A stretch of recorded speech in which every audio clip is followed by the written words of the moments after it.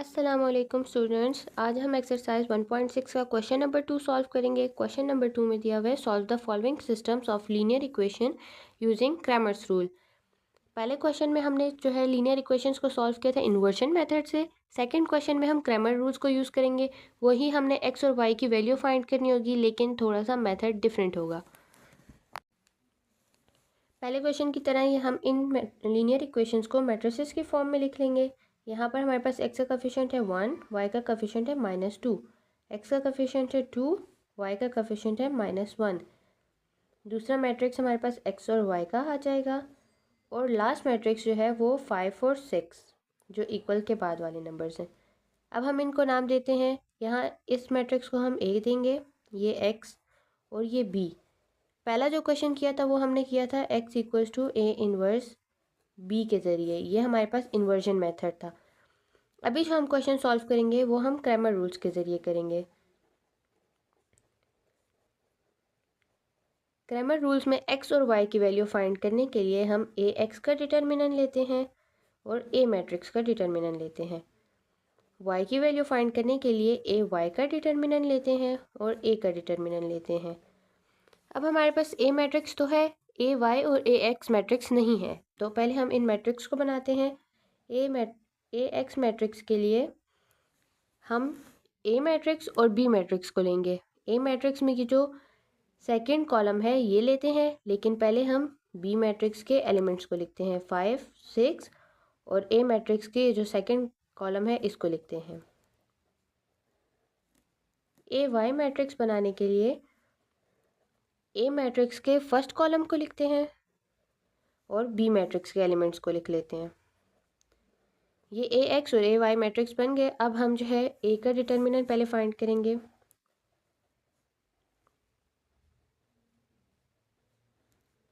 One multiply by -1 -2 multiply by 2। 1 1s are 1 minus plus 2 2s are 4। 1 -1 + 4 = 3। ए का determinant आ गया 3। अब हमने ए एक्स का डिटर्मिनेंट लेना है।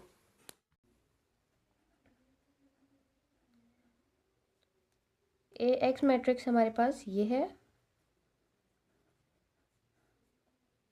5 multiply by -1 -2 multiply by 6। 5 1s are 5 minus plus 2 6 are 12। 12 में से 5 माइनस करेंगे 7 आ जाएगा। ए एक्स का डिटर्मिनेंट है 7।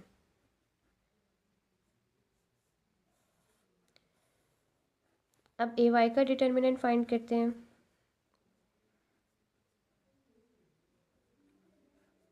One multiply by 6 -5 multiply by 2।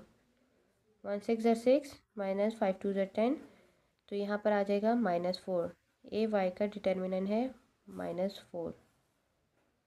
अब इसको और इसको यहाँ पर पुट करेंगे।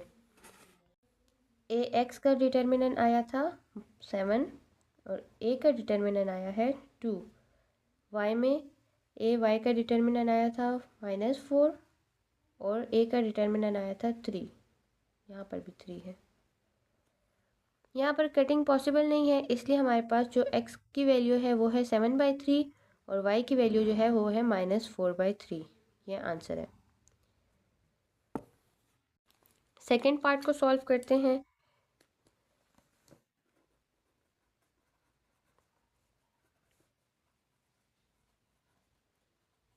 इसको हम मैट्रिसेस की फॉर्म में लिख लेंगे। x का कोफिशिएंट 4, y का 3। x का कोफिशिएंट 1, y का -2।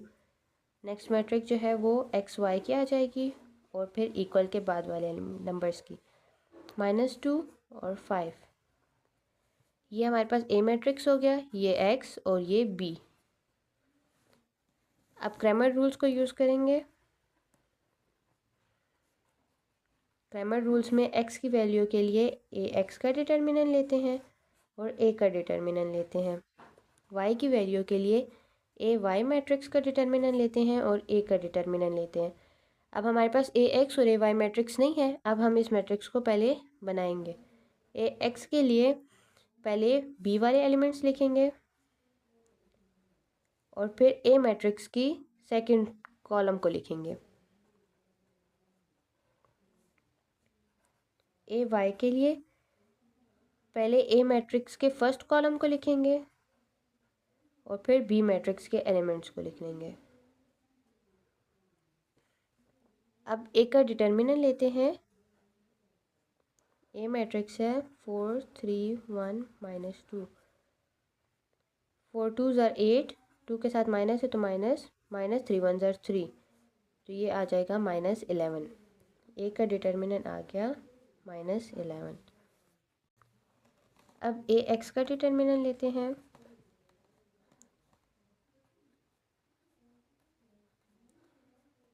2 2 ज़ार 4, माइनस माइनस प्लस, -3 5 ज़ार 15, 15 - 4 = 11।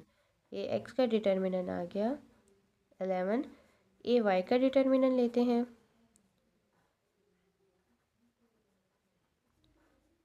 4 5 ज़ार 20, -2 × 1 = -2, 20 + 2 = 22। ए वाई का डिटर्मिनेंट आ गया 22। अब हम इनके डिटर्मिनेंट्स की वैल्यूज़ को पुट करते हैं। x = ए एक्स का डिटर्मिनेंट आया था 11 और ए का डिटर्मिनेंट आया था -11। y में ए वाई का जो डिटर्मिनेंट आया है वो है 22 और ए का डिटर्मिनेंट आया है -11। 11 1 ज़ार 11, 11 1 ज़ार 11, तो यहाँ पर माइनस है तो -1, x की वैल्यू -1 आ गई। y = 11 1 ज़ार 11, 11 2 ज़ार 22, तो y की वैल्यू आ गई -2। यहाँ पर भी माइनस है, तो ये हमारे पास x और y की वैल्यूज़ आ गई। क्वेश्चन नंबर 2 का लास्ट पार्ट है। इसमें भी हम दो लीनियर इक्वेशंस दी हुई हैं, इनको मैट्रिसेस के फॉर्म में लिखेंगे। x का कोफिशिएंट है 5, y का 7, x का है 3 और y का 1। जो दूसरा मैट्रिक्स है वो है x और y वाला, और जो लास्ट मैट्रिक्स है वो है इक्वल के बाद वाले नंबर्स का 3 5। ये हमारे पास ए मैट्रिक्स है, ये x और ये बी मैट्रिक्स। क्रैमर रूल्स को यूज़ करना है।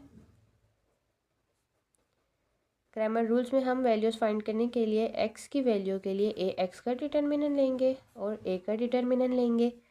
y की वैल्यू फाइंड करने के लिए ए वाई का डिटर्मिनेंट लेंगे और ए का डिटर्मिनेंट लेंगे। पहले हम ए एक्स और ए वाई को बनाते हैं कि ये मैट्रिक्स कौन से हैं।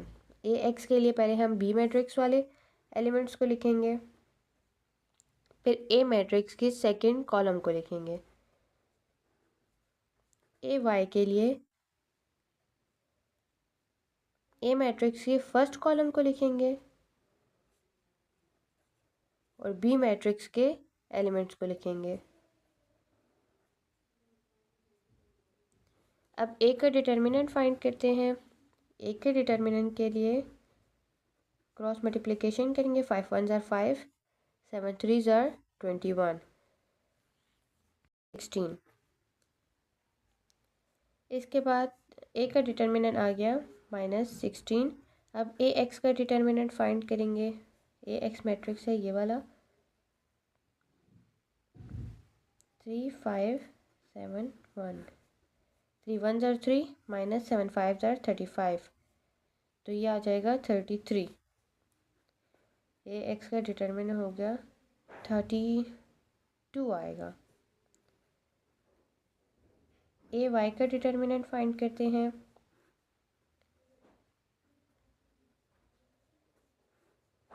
फाइव नंबर के साथ माइनस का साइन है, इसलिए यहाँ पर -32 आएगा। 5 5 ज़ार 25, -9, 25 में से 9 माइनस करेंगे 16 आ जाएगा। ए वाई का डिटर्मिनेंट आ गया 16। ये जो ए एक्स का डिटर्मिनेंट आया है ए वाई का और ए का डिटर्मिनेंट, इसको हम पुट करते हैं ऊपर एक्स की वैल्यू में भी और वाई की भी। ए एक्स का डिटर्मिनेंट आया है -32 और ए का डिटर्मिनेंट आया है -16। ए वाई का डिटर्मिनेंट आया है 16 और ए का डिटर्मिनेंट आया है -16। 16 1 ज़ार 16, 16 2 ज़ार 32, माइनस माइनस है तो ख़त्म हो जाएंगे। एक्स की वैल्यू आ गई 2 16 वन ज़र 16, 16 वन ज़र 16, तो y आ गया, यहाँ पर माइनस है तो -1। ये x और y की वैल्यूज़ आ गई, आंसर है।